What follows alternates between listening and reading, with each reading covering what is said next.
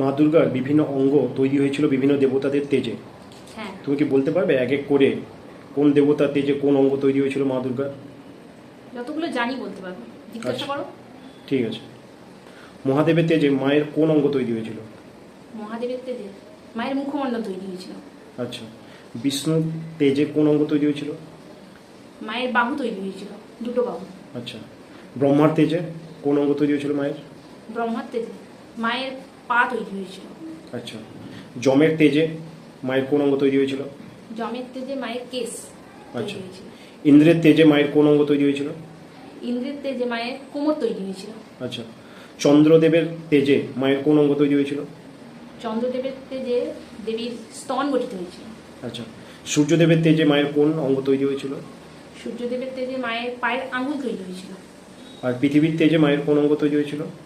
পৃথিবীর তেজে মায়ের নিতম্ব গঠিত হয়েছিল। আচ্ছা। এছাড়া? এছাড়া অন্যান্য দেবতার থেকেও মায়ের বিভিন্ন অঙ্গ এবং অলংকার তৈরি হয়েছিল। একদম ঠিক।